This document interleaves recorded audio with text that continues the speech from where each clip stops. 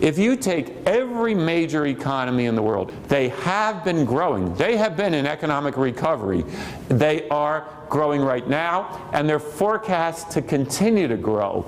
The world's fastest growing economies are also the most populous. So think how that is changing consumer markets and the face of business when you have billions of people literally entering a lower middle class and then hopefully ultimately a middle class because the most populous nations, and this isn't just a one-year thing. In the case of China, this has been going on for 30 years. India for 20 years. Rapid economic growth. World adding 100 people every 45 seconds, 70 million people a year over the next 20 years, 97% of them out in the emerging markets. But this is why I'm bullish about commodities and stocks that can participate, companies that can participate in global growth. 1.4 billion more people in the next 20 years. Some of them will be dirt poor, like in parts of Africa. But Africa also has some of the world's fastest growing economies. Ghana, Angola, Botswana, Nigeria, as we saw, which is the biggest population, is growing. But India and China, tremendous, tremendous growth of population and economies. So it's that double force. These are the emerging markets, as we call them in finance. These are the advanced nations. And it just so happens that last year, the year before, and projected, every emerging market economy will grow faster than all the advanced economies. The only one that didn't grow in 2011 is Japan. It's going to be about zero, but that's because of the tsunami, of course, and then the shutdown of so many things. But do you know it's right now the fastest growing advanced economy on Earth? Because they're rebuilding. And of course that's also helping our manufacturing because we're so tied into a global supply chain with them. It was hard for us to produce cars without some of the components. Production's going up fairly rapidly, about 5–6% a year.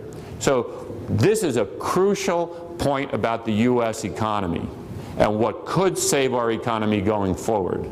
And this is how Europe gets in the game, for instance, when we look at our economy. What is driving the recovery of our manufacturing? Exports. Very good. Our long-term growth rate, our so-called potential growth, is closer to 3%. What's very interesting about that is you have to grow at kind of your long-term potential in order to keep your unemployment rate just flat.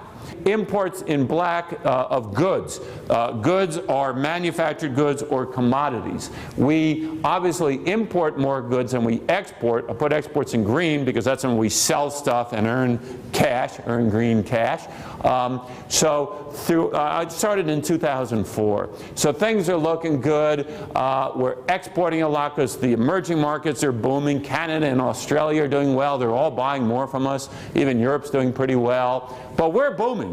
We have this housing boom, for instance, and we're feeling good about ourselves. Our stock market is going up. We think we have a lot of equity in our home. We take out a second mortgage and import a Jaguar or BMW.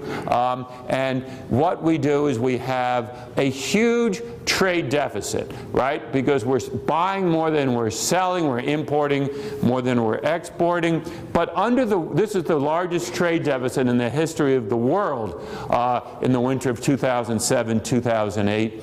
What I try to tell people, though, is we were becoming more competitive, and our quality was getting better, but also the dollar had already been falling because people would look at that trade deficit and also our government deficit and think, this is a country that could be in fundamental problems. It's interesting, they kind of anticipated this next week, so the dollar had already been falling. Astute people in finance were saying, this country's going to have debt problems, why would I hold its currency? But that helped lead to this export boom. And when we bought oil, it was at 1/4 of the price of the 140 it had hit. So if you see the black, it plunges. Our imports come way down. What's important about that is many other countries went into recession, recession. They weren't as rich, so that curtailed our exports. The green comes down, but the black comes down much faster. Our trade deficit gets cut in half. That is one of the few good things that got our economy growing again.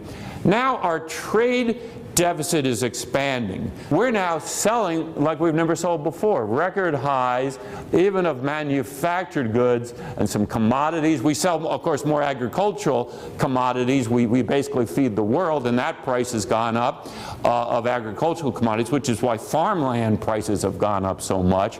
Parts of the world are booming. They're getting richer. They're going into the middle class. They can buy more.